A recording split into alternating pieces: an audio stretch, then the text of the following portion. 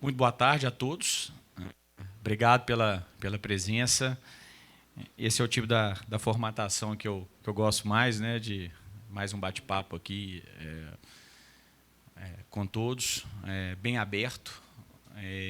E aí, para a gente começar, eu queria, com dois combinadinhos aqui, que eu queria fazer com vocês, para que a gente pudesse organizar a expectativa. Qual a razão dessa apresentação aqui?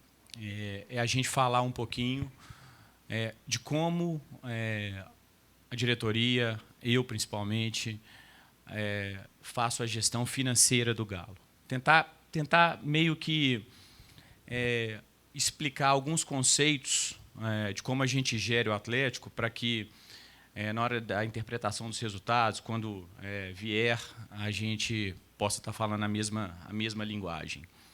Então, esse é o objetivo aqui, falar principalmente desse período de gestão de 20 a 24 e um pouco daquilo que a gente imagina para 25, explicar como é que seriam as nossas principais tendências aqui para 2025. Esse é o objetivo dessa apresentação. Tudo que vier relacionado ao futebol, contratação, que eu sei que é o grande anseio, né, de todos, a gente vai ter um evento, né, no dia 13, no CT, para apresentação do Cuca, para formalização, para apresentação do Vitor, que ele vai discorrer um pouco como é que o Atlético está pensando no planejamento, né, do futebol, as contratações, eventuais nomes.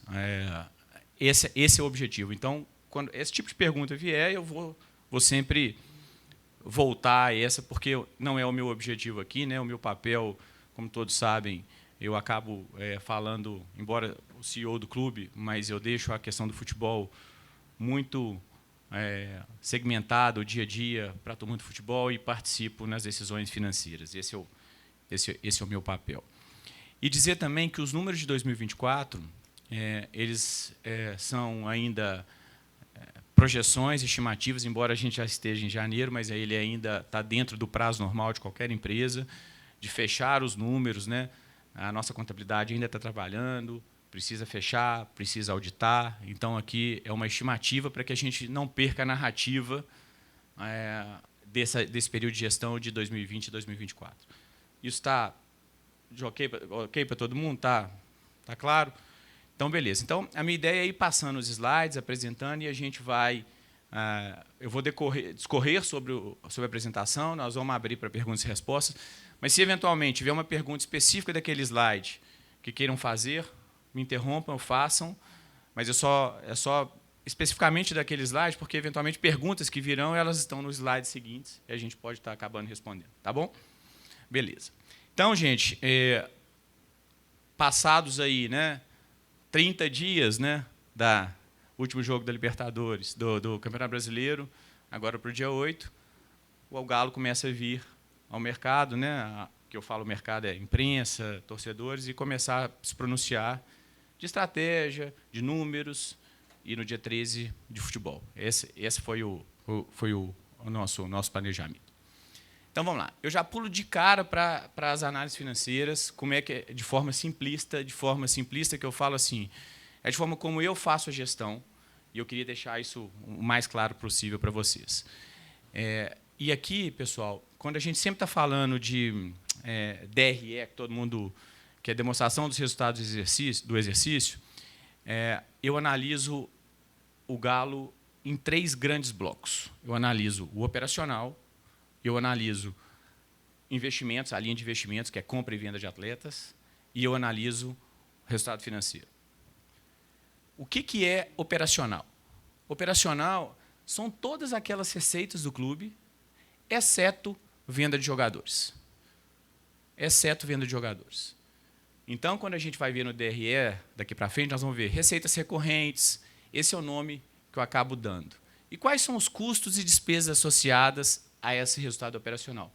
De novo, são todos os custos e receitas associadas ao departamento de futebol, ou seja, salários, viagens, bordeiro, despesas da arena, a gente chama de D&A, que é despesas administrativas.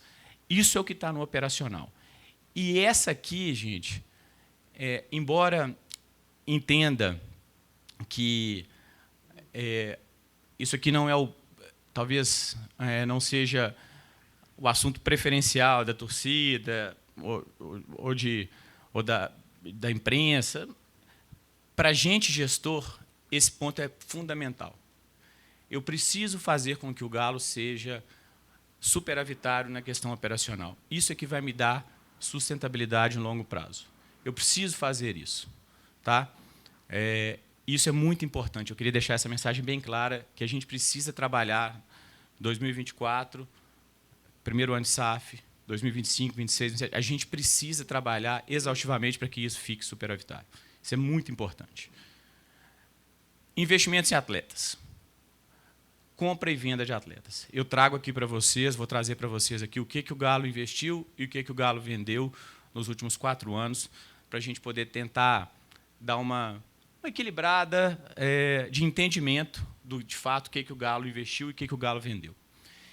E esse é um ponto que todos os clubes, principalmente nacionais, eles precisam dessa linha. Isso é uma linha de negócios do clube. Isso precisa acontecer. Compra e venda de atletas, ela é fundamental para a sustentabilidade de um clube de futebol como um todo. Isso precisa acontecer. Isso precisa ficando cada vez mais eficiente, investindo melhor, vendendo melhor. Esse é um objetivo principal também nosso. E aqui a gente vem nos resultados financeiros. O que é resultado financeiro? Gente, é receitas e despesas financeiras. Essa é uma questão de todos os clubes, de todos os times do futebol brasileiro. E é uma questão nossa também, que a gente precisa trabalhar isso com muita atenção, com muito foco, porque vocês sabem o tamanho do endividamento do Galo, e esse é um ponto crucial aqui para a gente. E eu diria que, aqui, nos 2 primeiros pilares, o executivo ele precisa trabalhar nesses 2. É fundamental. Os acionistas de qualquer empresa, são eles que definem a estrutura de capital de qualquer empresa. Ele que define o quanto de dinheiro ele coloca, o quanto de dívida ele assume. Então, a estrutura de capital de qualquer empresa é definida pelos acionistas. Tá claro aqui esse conceito, Rodrigo? Pessoal, vamos passar para frente, então. Então, esses conceitos aqui são bem importantes, porque outro dia a gente vem acompanhando as receitas, alguém, eu não sei onde foi, né? Não sei mais, tanta coisa que a gente recebe, lê. O Bruno Musi disse que o operacional é positivo, o outro diz que que o clube vai apresentar não sei quantos milhões de resultado negativo. Quem está falando a verdade? Então, quando eu falo operacional, acho que na entrevista que eu dei em agosto, eu falei sobre isso, né? E reforço essa mensagem aqui para vocês. Aqui eu trago o faturamento do Galo nos últimos anos. Esse ano é um ano que a gente deve bater nosso recorde de faturamento, com 657 milhões. Tem 155 milhões de venda, a venda também vem crescendo. Mas o ponto de destaque aqui é a minha receita operacional. Minha receita operacional foi de 505 milhões, né? 502? 502 milhões de reais. Essas foram as minhas receitas operacionais. Então, a gente vem demonstrando ali também um incremento de receitas operacionais e você vê que elas superam 2021, um ano que a gente também ganhou, que a gente ganhou muita coisa. Lembrando que as premiações das competições fazem parte dessas receitas e que o grosso, né, das premiações eles vêm nas fases finais e principalmente quando você ganha um título, né? Esse ano nós não ganhamos a final nem da Libertadores Copa do Brasil, então a gente poderia ter faturado ali mais uns 150 milhões de reais com premiação. Paulinho está ali, 155 milhões. Tá bom? O Paulinho foi registrado em 2024. Bom, então aqui eu mostrei a receita total e venho aqui no fluxo no resultado operacional. Pode? Não, são todas as vendas do clube, de 2024. Beleza? Então, esse é o primeiro ano que a gente começa a caminhar no lado positivo da curva, que é resultado operacional positivo. E quando eu falo resultado operacional positivo, pessoal, às vezes a gente pensa, pô, você faturou, mas gastou pouco. Não, eu vou mostrar aqui as receitas, o tanto que nós também gastamos no futebol. A tendência num clube de futebol, diferente de qualquer empresa, é que esse resultado operacional positivo ele não seja tão expressivo, porque cada vez mais a intenção numa empresa de futebol é que se volte esse resultado para investimento em folha, para melhores condições do futebol, para melhores estruturas no seu treinamento, mas isso precisa ser positivo. A gente não pode, passar dos anos, ter 200, 300 milhões de resultado operacional negativo. A gente não pode, eu falo, cavar mais buraco. Então, a gente precisa manter isso sempre positivo. Alguma dúvida também em relação...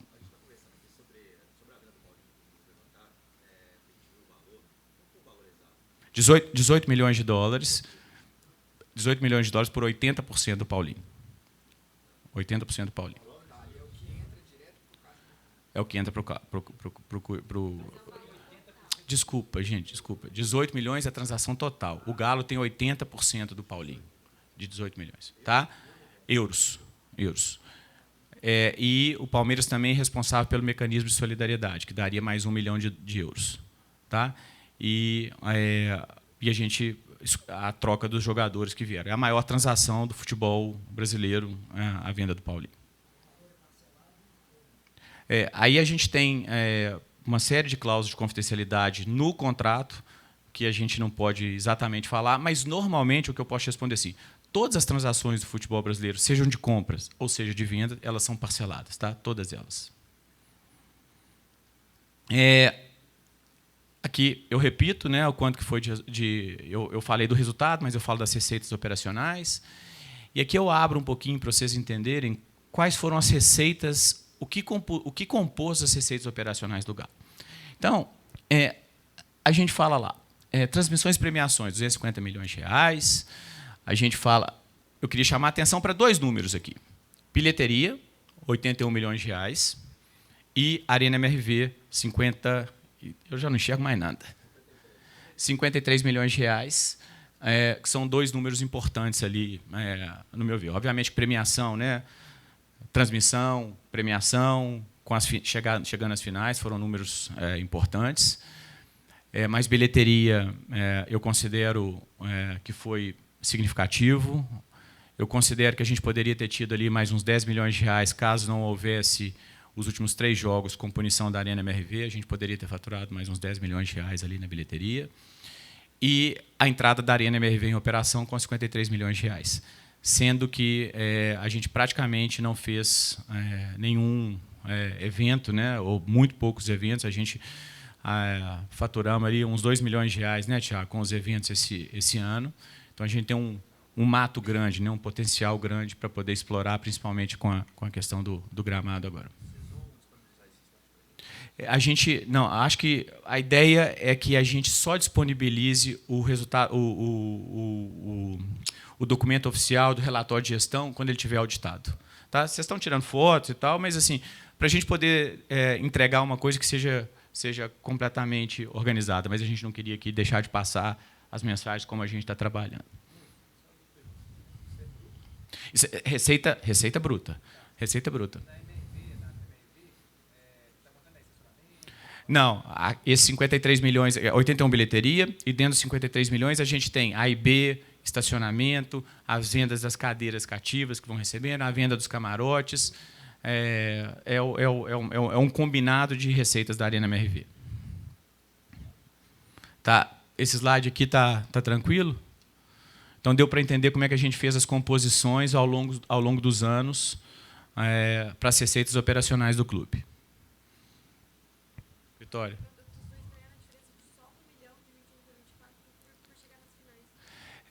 Aonde? Porque o contrato da Globo ele tem reajustes, você tem outras rúbricas ali que foram incrementando. Então, assim, mas se você for corrigir também o valor de 249 para de 2021. Então, mas e aqui ainda, lembrando que poderia ter tido um valor muito maior caso fôssemos campeões.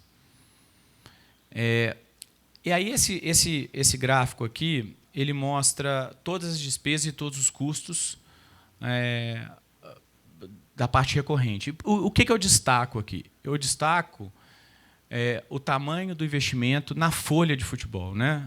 O quanto o Galo gasta para manter a sua folha de futebol. E aqui, pessoal, nós estamos colocando ali 301 milhões de reais, que dão 25 milhões de reais mensais. Isso é folha de futebol. Por que a gente sempre falava, não, o Galo vai gastar 18, 19, 20 milhões de reais. Esse ano nós devemos fechar na casa de 19,100, mas aqui tem as premiações. As premiações que são compartilhadas com os atletas. Então, ela está ali dentro. Ela entra na rúbrica folha. Então, se a gente parar para pensar que a gente faturou 114 milhões, 155 milhões de premiações, nós destinamos aos atletas 50 milhões de reais além das folhas salariais para os atletas. Então, assim, o investimento do Galo, a gente pode concluir que o investimento do Galo na folha de futebol ela vem crescendo ano a ano. Por quê? Porque o objetivo da SAF, principalmente, é manter um time competitivo, um time forte, e é isso que a gente vem... eu não vou afirmar que é o segundo, terceira, quarta folha, mas eu vou te falar que está entre uma das maiores do Brasil. A folha mensal, tirando premiação... Nós vamos fechar o ano com 230 milhões de reais, que vai dar 19,2, mais ou menos, milhões de reais. E aqui entra a premiação, 50 milhões de reais de premiação, a comissão técnica está aqui dentro, e dentro é isso. Entra aqui, tudo entra aqui. Isso é o quanto o Galo destina de recursos para os seus atletas. Não, aí a gente vai entrar na conta de investimento, que eu vou explicar um pouquinho para frente, como é que a segregação é feita, como é que a contabilidade faz isso certinho. Beleza? Aqui é CLT, imagem. E dentro do CLT, obviamente, que vem as premiações aqui dentro. Beleza? Então, tá bom. Então, aqui, da mesma forma que eu abri as receitas, eu abro os custos. O quanto o Galo gasta com o futebol profissional. O Galo gasta com o futebol profissional 379 milhões de reais. O que está incluso aqui dentro, gente? Folha, imagem, as viagens. O Galo são investimentos que não são percebidos, mas o Galo viaja em voos fretados para recuperação. Isso tem um valor muito importante para os atletas. O Galo, quando vai para fora, nossos atletas ficam em quartos individuais, alimentação. Tem uma série de pontos aqui que são importantíssimos, que a gente gasta muito dinheiro com isso. Aqui também entram borderôs, né, no futebol profissional. Não entra, Brunão, aqui entra os borderôs. Então, o que nós estamos dizendo é o seguinte, a gente gasta com o futebol, entra toda a estrutura de CT, a gente gasta com o futebol 77% do nosso orçamento. Isso é o que o Galo gasta com o futebol. Profissional. Futebol profissional, masculino e feminino. Só que o feminino, uma parcelinha pequena, que eu já... Eu te falo aqui agora. A base está na linha de investimento. Tá? Houve uma mudança contábil, mas a base agora ela vai entrar como despesas, mas a gente considerou aqui como investimento. Aqui, tá? Feminino. O que aconteceu com o feminino, eu acho que eu já posso abordar aqui. Né? O feminino, a partir do momento que a gente se transformou em SAF, o feminino era gerido dentro da associação.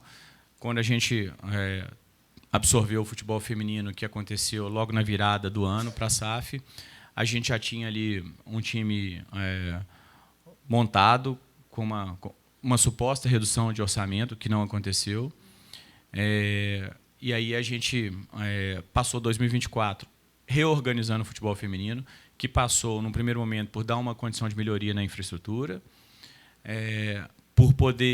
para tentar também encerrar aqueles contratos que eram vigentes lá de trás, contratações que não aconteceram e já não tinha tempo que acontecesse, E o orçamento do futebol feminino é na casa de 7 milhões de reais. É pequenininho, a gente sabe.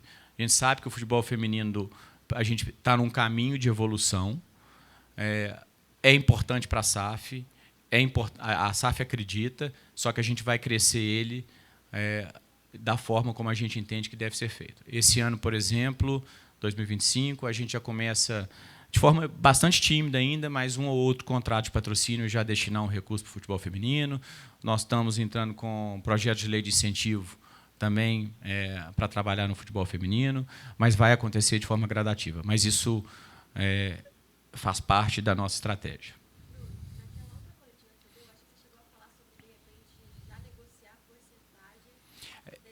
A gente, por exemplo, de um patrocínio que eu vou falar um pouco mais à frente, eu não tenho um percentual, mas eu tenho um número que já foi destinado para o futebol feminino. É anual. A gente não tem um prazo específico, não, Vitória, mas a gente tem um planejamento para a gente ir organizando a partir do momento que a gente vai equilibrando as finanças do Galo. 77%. Aí é uma conta, não sei se é 76, 77, qual o valor, mas é o quanto a gente gasta associado ao objetivo final do clube, que é o futebol. Nessa lâmina aí, você está colocando um custo do manto da massa de 6 milhões. Na lâmina das receitas, ele não aparece específico. Ele está em qual... Tá ali, ó. Comercial. Está dentro do comercial. Está junto, tá? O manto da massa, a gente acaba tendo sempre uma margem ali na casa de 32%, 33% daquilo que a gente arrecada, tá?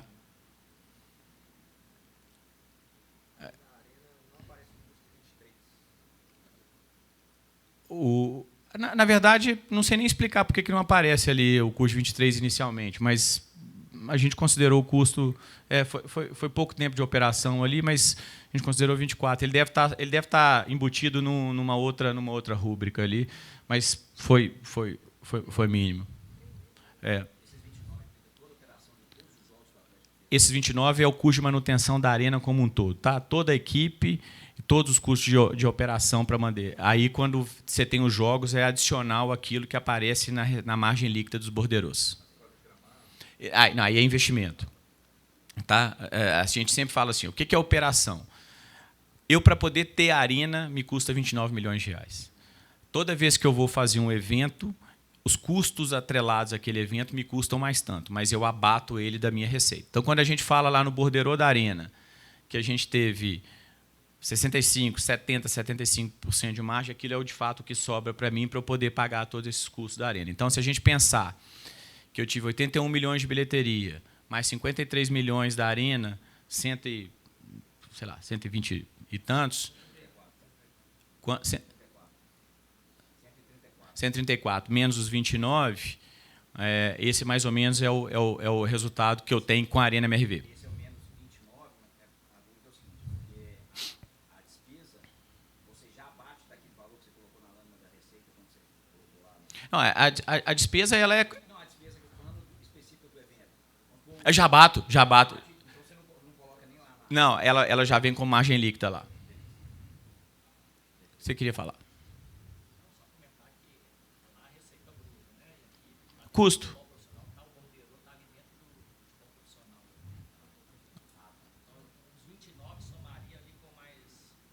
A diferença da margem líquida, mas aqui nós estamos falando de bruto. Bruto e custos. Não, eu acho que a gente tem que matar qualquer tipo de dúvida ou interpretação que tiver aqui. Beleza? Alguma dúvida aqui? Então, vamos lá. Então, volto de novo reforçando a nossa mensagem do quão é importante para a gestão, quão é importante para a estratégia do clube, manter o resultado operacional positivo. 2025, precisamos manter, temos o orçamento já aprovado, já apresentado, né? E aprovado, e a gente vai seguir para que a gente consiga buscar isso. E no momento certo a gente apresenta. Investimentos. Eu acho que esse é um slide bem importante para mim, Eu acho que para a gente poder nivelar o tamanho dos investimentos que o Atlético fez nos últimos anos. O que inclui investimentos? André, você me perguntou se luvas. Pessoal, investimentos em atletas, o que inclui? Direito de aquisição, luvas, renovações, comissões. É assim que se contabiliza os investimentos de um clube. Então, nós estamos falando, essas foram todas as adições que a gente teve no nosso balanço de atletas que a gente movimentou dentro do Galo. Então, nós estamos falando de 880 milhões de reais nos últimos 5 anos. Uma média de 175 milhões de reais. Você tem uma renovação que vai... A renovação ela nada mais é do que uma nova contratação, se você parar para pensar. Eu vou renovar com o Hulk. Eu preciso pagar na renovação... eu não tenho direito de transferência, porque ele já está aqui, mas ele quer mais X milhões de luvas. Esses X milhões de luvas, ele vem... Não está separado, não? Está tudo junto. É porque para a gente poder saber exatamente. Eu abro aqui um a um dos jogadores e a gente vai ver quais foram os jogadores que chegaram e quais foram os jogadores que houveram movimento de renovação. Porque às vezes acontece uma renovação antes, 1 ano antes, 2 anos antes. Isso é uma decisão. Por exemplo, o que aconteceu em 2022 com o Galo? O Galo renovou praticamente todo o seu elenco campeão em 2022. Isso entrou como investimento no Galo. Tá? Então, nós estamos falando aí de uma média de 176 milhões de reais nos últimos 5 anos em investimento no Galo. Então, aqui, o que eu queria dizer um pouco é assim, eu leio direto, né? O Galo não investe, o Atlético investiu em 2020 e não investiu mais. O Atlético, em 2023, só trouxe um jogador, só trouxe... Não, esses são todos os investimentos que acontecem no Galo. Então, obviamente que teve um investimento maior em 2020, mas os investimentos continuam acontecendo. Então, eu queria um pouco nivelar isso, porque, assim, de novo, é o primeiro, segundo, terceiro time que investe no Brasil? Não, mas são investimentos relevantes. Estou vendo... Vocês estão... Tem a projeção para esse ano? 2025. 2025, nós pretendemos manter a mesma média de investimento. Ou seja, quando perguntaram lá para o Rubens, o dinheiro do Paulinho vai ser todo reinvestido? Se você pensar, vai ser todo reinvestido em 2025, com as devidas movimentações. Você tinha dito uma vez, na reunião do Diamond, que o dinheiro de venda de atleta seria utilizado para a compra de atleta. Isso se mantém? Exatamente. Se a gente for pegar aqui, nós vamos mostrar aqui para vocês, eu consegui ficar positivo o resultado operacional. Eu preciso ficar 0-0 ou positivo na linha de investimentos. A gente vem apresentando um déficit grande de investimentos, a gente vem comprando muito mais do que a gente vem vendendo. Esse ano é o ano que a gente teve o menor déficit, mas a estratégia é que aquilo que compra é aquilo que vende. Mas, se eu começar a aumentar... Então, a gente precisa ficar cada vez mais eficiente nessa gestão de investimentos. Isso vai passar pela base, vai passar para que a gente tenha mais jogadores sendo formados, para que esses jogadores sendo formados de forma adequada, eu consiga reduzir meu investimento, porque ele me custou menos, e aqueles jogadores que chegaram na base, que eventualmente não consegui aprovar no meu time profissional, eu consigo realocá-lo no mercado, também vendendo, também tendo contribuições de base. Exemplos. Independente Del Valle, do Equador. Um time que vendeu 100 milhões de euros nos últimos anos, nos últimos 10 anos. Então, nós estamos falando de 10 milhões de euros anuais que o Independente Del Valle vendeu da base. Se você pensar que, ano passado, eu vendi 120 milhões de reais, se eu tivesse 60 milhões de reais de atletas vindo da base, olha o quanto eu estava contribuindo para que essas vendas viessem de jogadores da base. Então, a gente precisa fazer com que essa linha fique positiva, e isso é parte do negócio. Compra e venda de atletas é parte do negócio. Todo o valor de uma compra ou venda, ela vai no ano que Ela reconhece no ano, vai para o meu ativo e depois eu deprecio aquele contrato, aquele valor, de acordo com o prazo do contrato. Então, você falou que 24 vendeu 155 milhões, que foi já somando a venda do Paulinho. Perfeito. Qual que é a meta de venda que o Atlético precisa vender em 2025? Se eu estou falando que eu vou investir na média, se eu falar que vou investir 160, 180, o número que eu vou oscilar, estrategicamente, eu preciso tentar zerar isso aqui. Então, eu preciso tentar chegar nos 160, 170. Eu preciso tentar equilibrar isso. Vou conseguir ou não, é ao longo do ano que nós vamos saber. E isso passa de novo, né, gente, por uma estratégia lá de montagem de elenco, de minutagem para os jogadores que precisam aparecer, formação de equipe, passa por tudo isso. Só uma pessoal. Essas perguntas deixa para o final, só para isso ir fluindo, e só se paras por alguma intervenção mesmo no slide, porque senão não vai fluir. Tá bom? Não tem. A gente, aquilo que é, por exemplo, base, estratégia de base, o futebol vai falar. Mas eu estou falando de forma genérica aqui.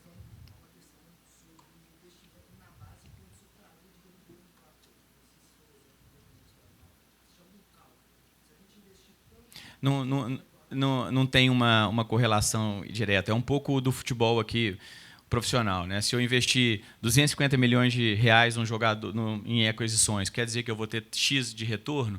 Não necessariamente. A probabilidade aumenta. Esse investimento só vai crescer se a roda começar a girar sozinha, o acionista não vai botar grana? Bom, vamos lá. Eu vou completar a minha estratégia toda e aí a gente entra nessa questão de colocar dinheiro ou não no clube, tá bom?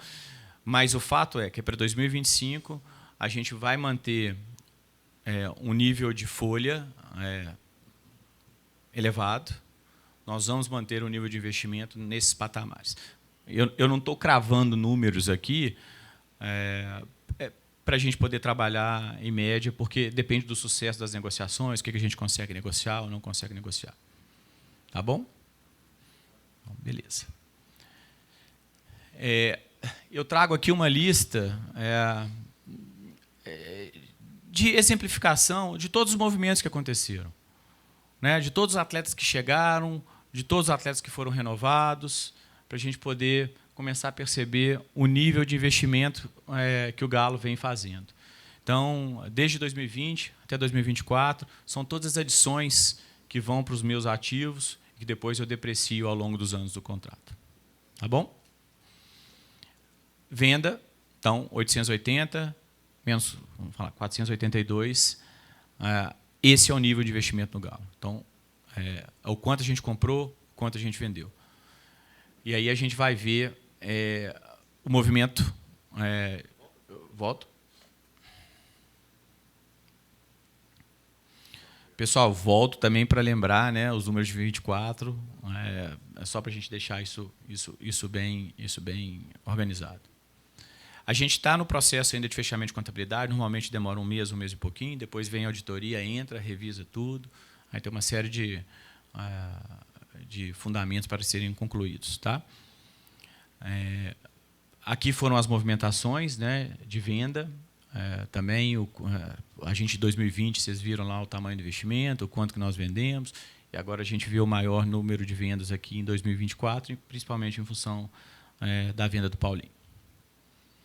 Então, eu queria destacar isso, reforçar, que falar um pouco que o Galo não investe não condiz com os fatos que a gente vem demonstrando e a nossa interpretação. Oi? Provavelmente é porque teve uma movimentação de venda do Léo Sena que a gente recebeu algum recurso em 2021. Com o Savinho, a mesma coisa. Então, por exemplo, assim, o Savinho a gente vendeu, depois teve um recebimento posterior de uma plusvalia, por exemplo. Aí a gente vai e acaba recebendo. Tá? Você entende que essa comparação de que investe ou não investe aí, comparando outros, é claro que investe, o clube tem que investir. Mas você entende que quando a crítica acontece é porque compara com outros investimentos? André, Henrique André. a gente tem olhado muito para o nosso modelo, para a nossa gestão.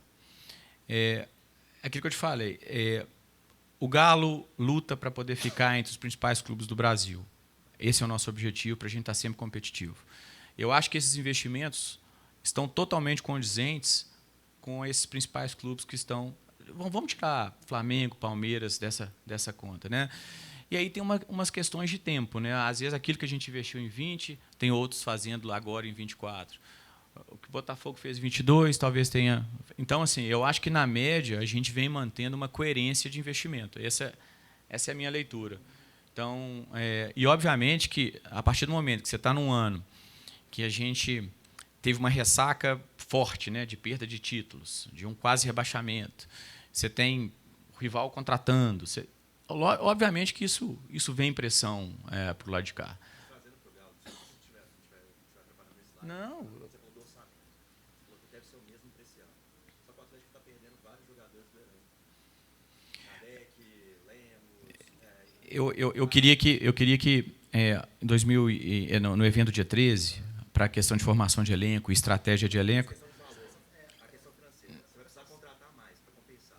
Além desses, que teriam que repor as saídas, acho que o clube entende também que o Atlético precisou de um elenco mais recheado.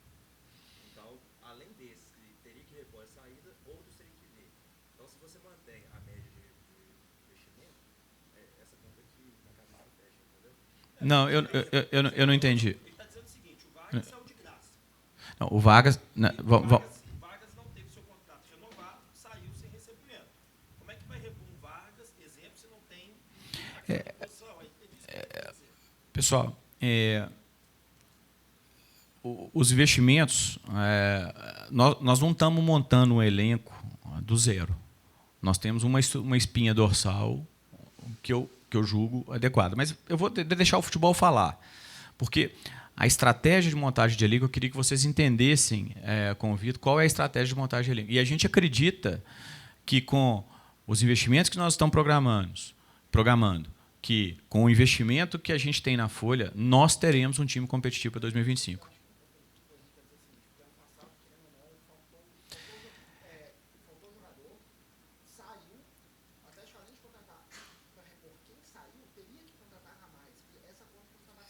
Mas, gente, isso assim... Se pegar de 2020 a 2024, o Galo teve um déficit de 400 milhões em compra/venda. Esses 400 eles entraram em onde? Não, você vai mostrar a evolução do endividamento. E aqui é um prato que se equilibra. Se você investe e você não tem resultado operacional, se você tem déficit na operação, na compra e venda, isso vem de onde? Isso vem do endividamento. Isso você precisa endividar ou você vai colocar mais dinheiro no clube. Essa é uma decisão que eu comentei no início, que é uma decisão do acionista. Mas esse é o prato que tem que se equilibrar. Não tem mágica. Se a gente investir 300 milhões em 2025, nós vamos aumentar nosso endividamento, uma vez que, vamos supor, eu fique 0-0 em 2025 no operacional, 0-0 no investimento, eu tenho uma gestão eficiente, mas a gente... Desculpa, 0 no operacional e tem 300 milhões negativos no investimento, ou seja, eu vou investir mais. Isso vai refletir no resultado, no endividamento. Isso não tem dúvida. Não tem mágica aqui.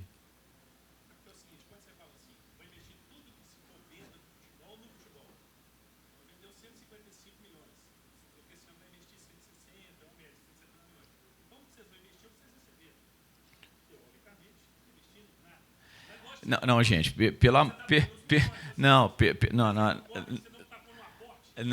não, gente, eu acho aí é uma questão de interpretação, pessoal.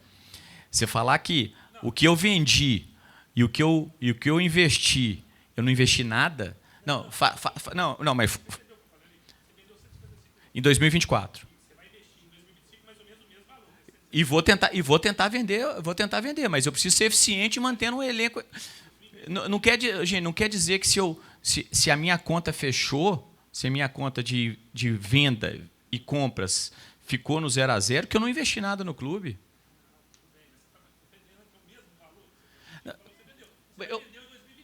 Mas então vamos inverter a equação. Vamos falar o seguinte: o Palmeiras vendeu 300 milhões de reais com o Endrick e com o Roque Júnior. Pôs lá 400 milhões e comprou 200 milhões. O time do Palmeiras é pior? Eu falo, Vitor Roque. Então a gestão aí nós temos que ser o que a gente vai ter que ser é super eficiente na montagem do elenco. É isso que a gente e aí, o que a gente está dizendo é o seguinte: nós estamos disponibilizando investimento, como fez em 20, como fez em 21, 22, 23 e conseguimos montar bons elencos. Estamos trabalhando para montar um bom elenco em 2025.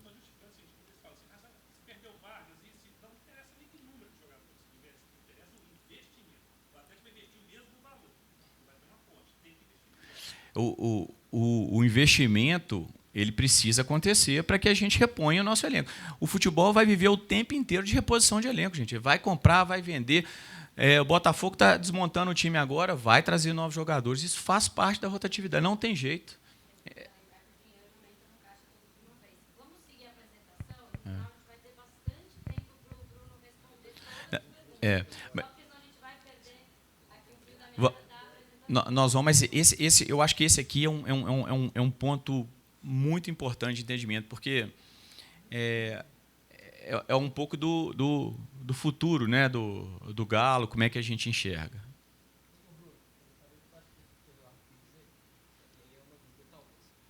Se o Atlético, por exemplo, não tivesse negociado o Paulinho agora, o investimento para 2025 seria bem menor do que vai ser? Eu acho difícil a gente falar do si, né? O que nós estamos falando é o seguinte: tivemos uma proposta do Paulinho, que na nossa visão foi importantíssima, um valor significativo, com vinda de 2 jogadores que no planejamento o Atlético desejava, a maior venda do futebol brasileiro. Isso vai acontecer com todos os times. Isso vai acontecer com todos os times. E o que nós estamos dizendo é que o planejamento de investimento que a gente tem para 2025, ele condiz com o tamanho da venda que a gente fez. Nós vamos investir, vamos organizar pagamentos, recebimentos, para a gente poder ser eficiente na montagem de elenco. Então, a ideia é ter um elenco competitivo em 2025. Se eu estiver adiantando os slides, pode não cortar. Mas o Atlético pretende ter um resultado operacional equilibrado. Você já está adiantando. Investimento equilibrado. Como foi pagar a dívida? Você já está adiantando. Beleza? Então, isso aqui ficou... A mensagem está clara aqui, daquilo que eu gostaria de passar para vocês. Está entendido? Então, vamos lá.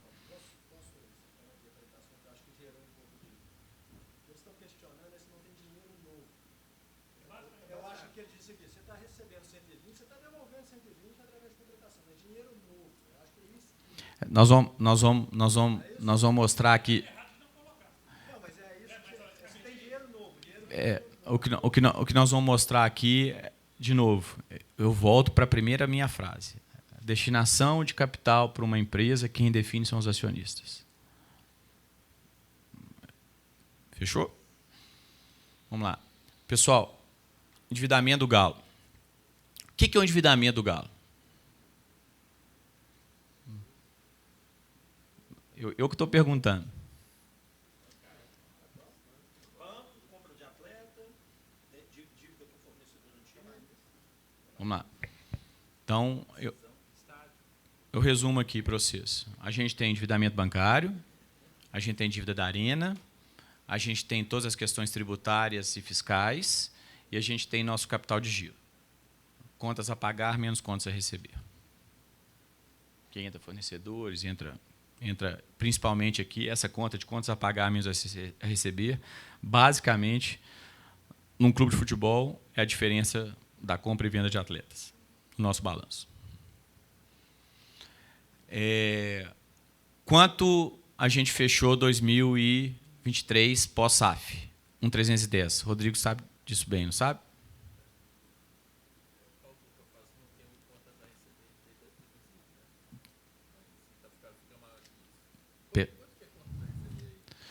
Depois a gente pode abrir os números aqui certinho, tá? Para poder, senão a gente vai entrar num detalhe extremamente específico aqui. Fala, Silas.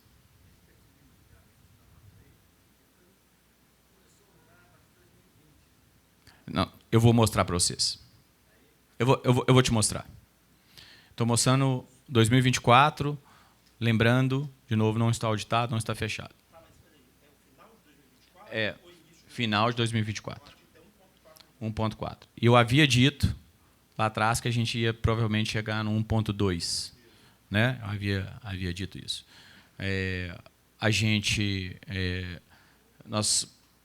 Falei isso mais ou menos em agosto. A gente acabou fazendo algumas contratações da janela, na segunda janela, que aumentou o nosso investimento e aumentou a variação do capital de giro de um ano para o outro. Então, a gente teve um incremento ali no tamanho da dívida, um pouquinho do que a gente estava programado. Mas, se a gente pegar ali, naquela minha planilhazinha à direita, bancos e o CRI da Arena, ou a dívida da Arena, ela diminuiu um pouco, eu vou mostrar no slide seguinte. Tá? O que aumentou foi exatamente nossas contas a pagar ali e a correção do Profut também, porque o Profut ele vinha, ao longo de alguns anos, né, a gente vinha pagando menos do que a correção, então o saldo do Profut foi subindo e agora a gente começa a amortizar ele melhor. Você vê que ele sai de 223 para 323 para 354. Ele aumenta um pouquinho ali. Então, essa é a nossa estimativa, mas na hora que fechar, isso pode ir para 380, 370, ou para 420, 430, na hora que tiver os números fechadinhos. Tá bom? E aqui a gente consegue perceber também o quão é sensível o nível de investimento de um clube na hora que você faz os investimentos. Fez o investimento, ou você coloca mais dinheiro, ou você aumenta seu endividamento. Uma vez que seu fluxo de caixa operacional e seu fluxo de caixa de investimento ele está muito próximo ali do 0 a 0.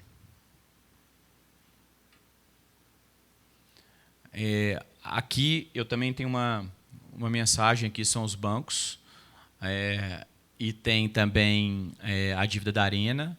A gente consegue perceber um leve incremento na dívida bancária e uma redução maior na dívida da Arena.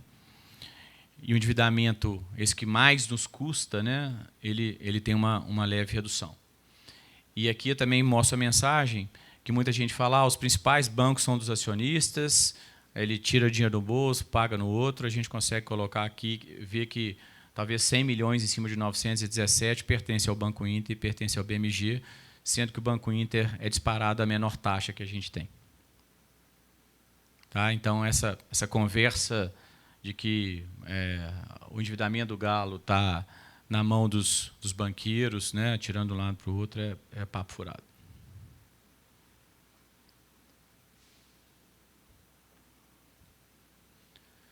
Comportamento do endividamento como um todo, o que aconteceu ao longo dos anos? Aí eu acho que mostra um pouco, Silas, a sua pergunta.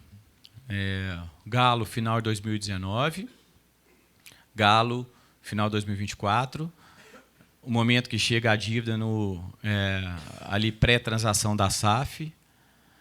Rodrigo soltou isso algumas vezes, né, Rodrigo? 2 bilhões de reais.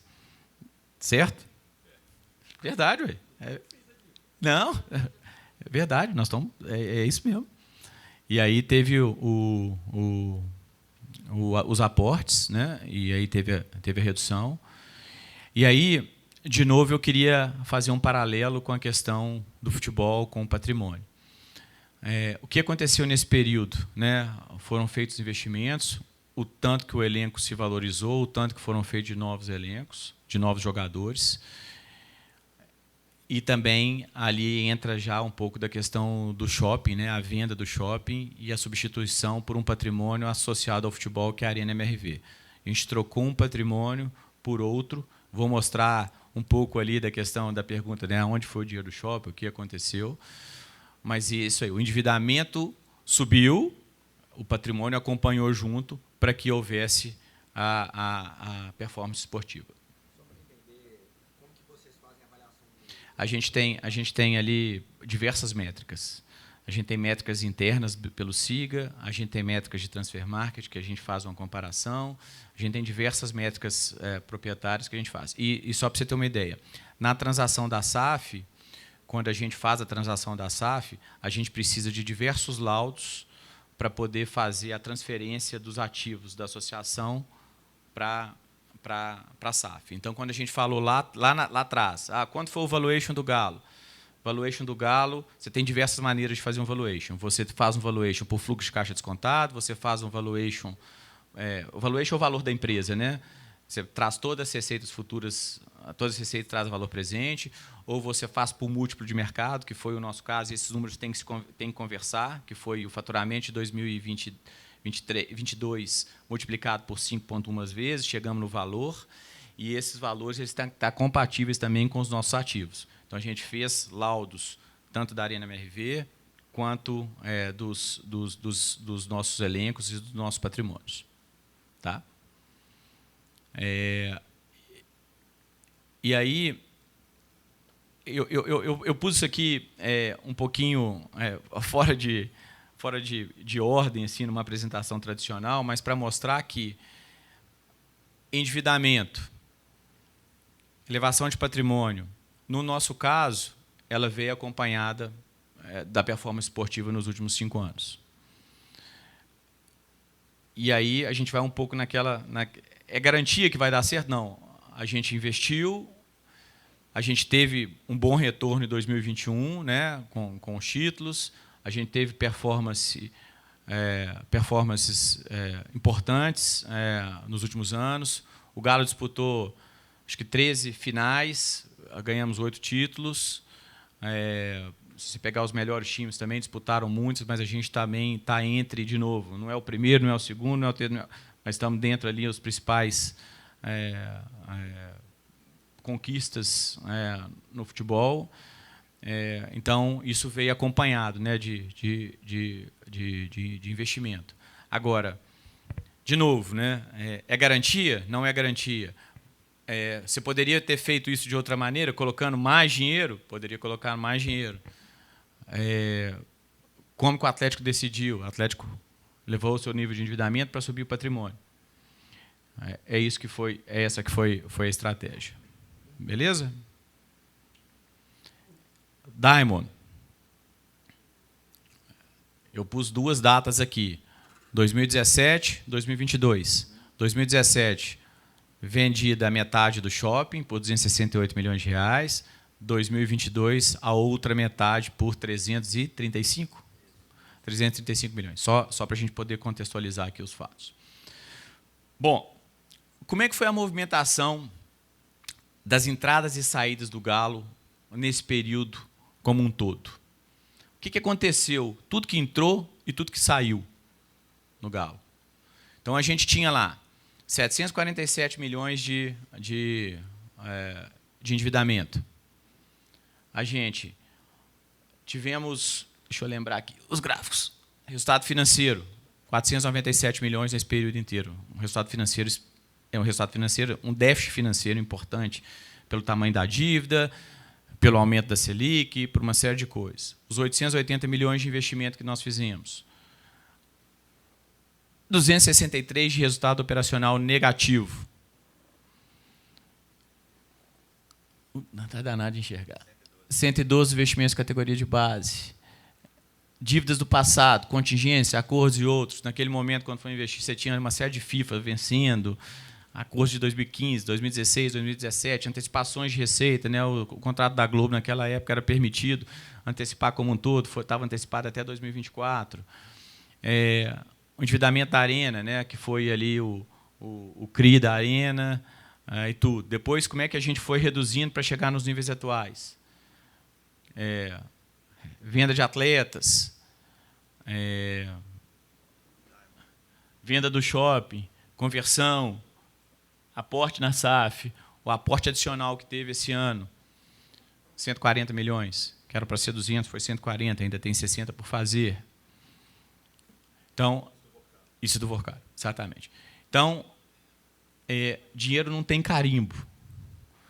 O que nós estamos dizendo é que o dinheiro do Diamond, ou como evoluiu nossa dívida, nosso endividamento, como foram as entradas e saídas, foi exatamente isso que aconteceu com a movimentação do Galo. Não quer dizer que entrou hoje, eu vou lá e pago amanhã. A gente tem um período para poder acomodar tudo isso.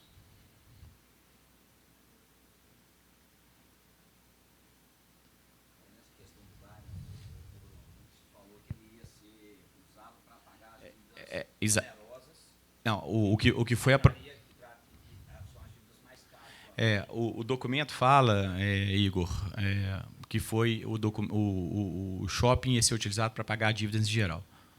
Esse é o que o documento fala na aprovação do Conselho. Então, você pode considerar aqui, da forma como quiser, você pegar 360, o que está colocado aqui dentro. E aqui...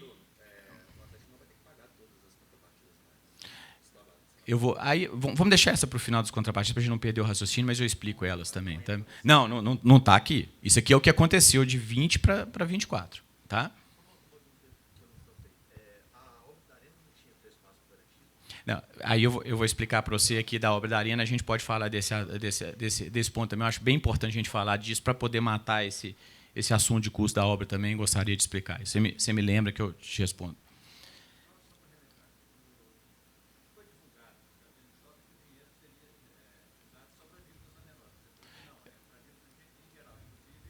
Isso é exatamente o que está no documento de aprovação.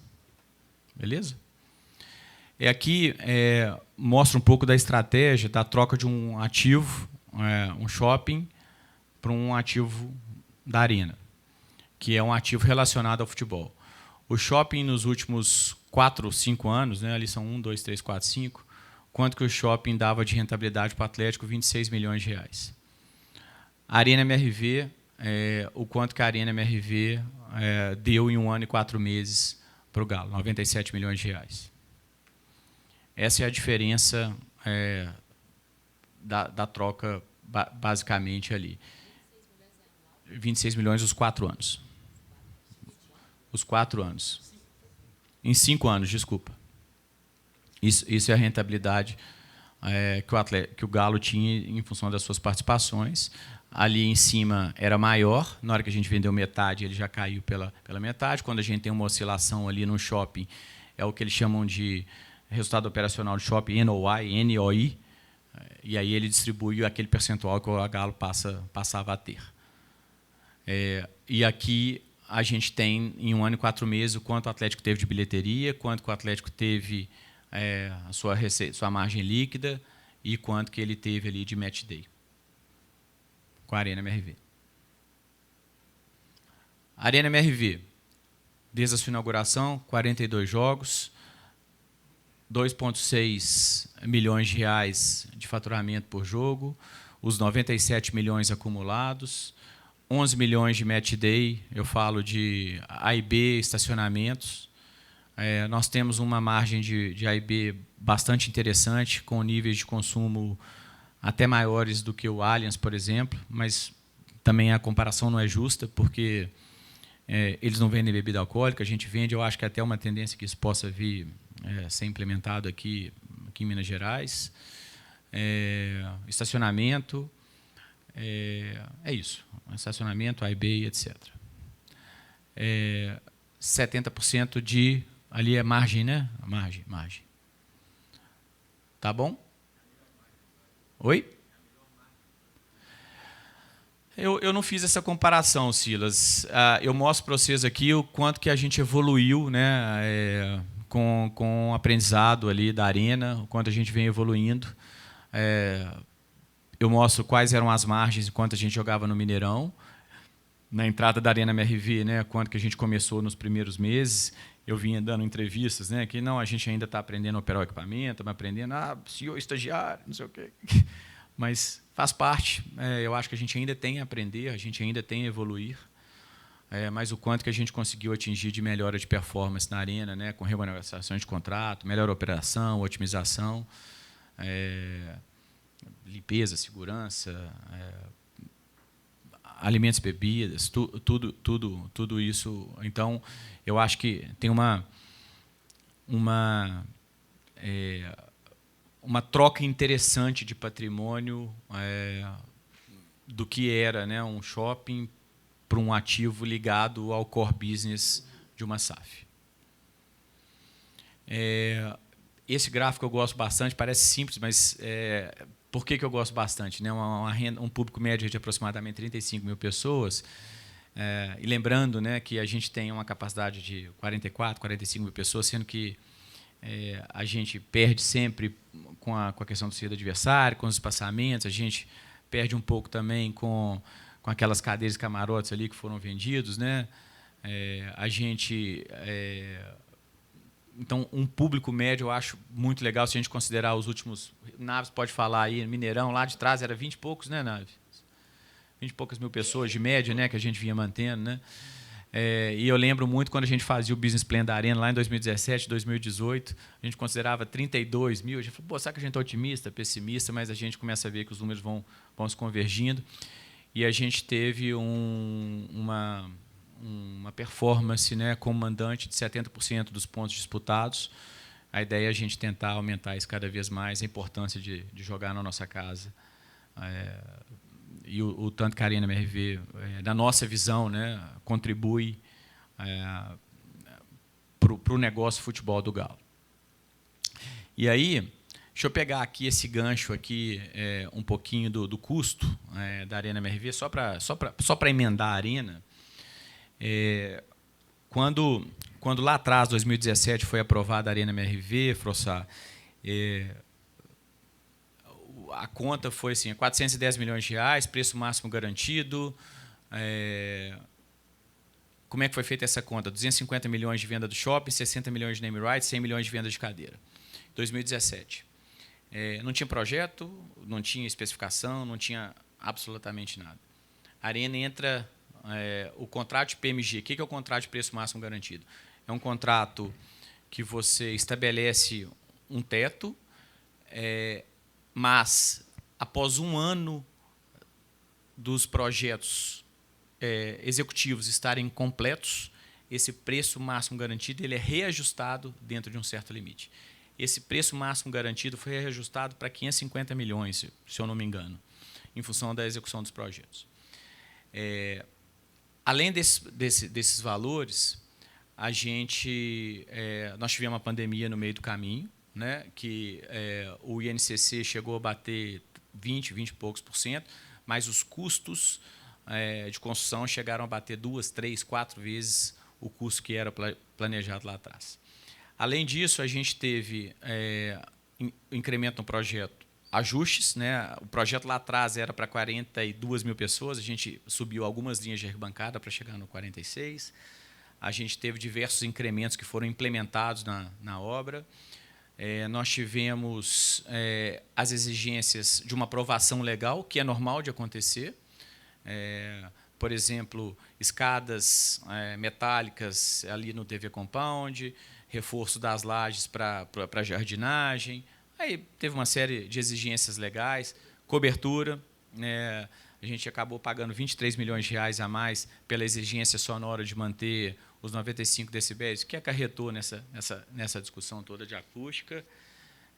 E, mesmo assim, nós fechamos o custo da Arena MRV dentro da Arena MRV, sem contar a contrapartida, 750 milhões de reais, que é o custo, talvez, por assento mais barato do Brasil. Vai chegar em 1 bi. Chegou em 1 bi e pouco, né? Obviamente que a gente tem, de 750 milhões, a gente tem os custos de licenciamento na época, que beiraram ali consultorias, eu acho que 60 milhões, né, Tiago? E mais 30 milhões ou 40 milhões do administrativo da Arena nesse período todo. Não é, eu falo assim, consultorias, jurídico, uma série de gastos associados. Não. Mas aí a gente vai, eu vou concluir, a gente abre a pergunta, vocês ficam livres para poder fazer qualquer tipo de pergunta.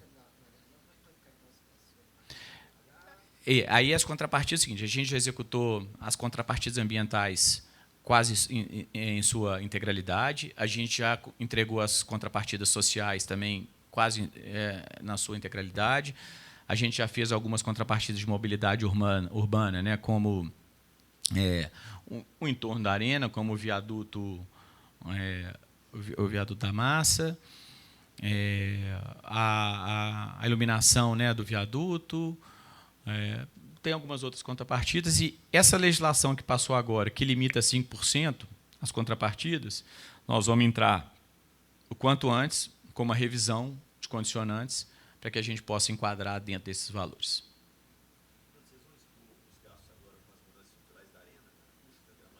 Não, eu posso falar um pouco do gramado, falo um pouquinho de acústica também, a gente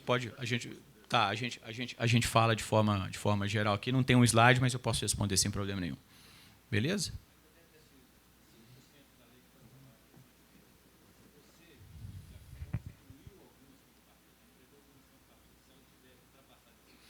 Ô Silas, teoricamente é uma coisa que pode ser conversada, né? Mas assim, eu não sei ainda se a gente poderia pedir uma acho que não, tá? Mas é uma coisa que a gente pode trabalhar. Tá bom? Não sei ao certo como te responder essa pergunta. A lei da data que foi licenciada, né? Pessoal, 2025, essas aqui são algumas mensagens para vocês, né? Que volta na minha apresentação como um todo, né? Investimento no futebol. Quando eu estou falando de investimento no futebol, eu estou falando de folha em níveis competitivos, estou falando de investimento de compras, aquisições, renovações na linha de atletas. Eu estou falando para a gente nós precisamos manter um time competitivo. Nós não vamos deixar o time cair em nível de competitividade. Nós vamos concordar com qual contratação ou não contratação? Provavelmente não. Mas essa é a convicção do Conselho de Administração da SAF, essa é a convicção do Departamento de Futebol, essa é a convicção do planejamento estratégico que o Galo tem. Faz parte do nosso planejamento estratégico manter um time competitivo. Nós, recentemente, internamente, fizemos um planejamento estratégico, temos a nossa missão, temos nossos valores, está estampado aí internamente para a gente.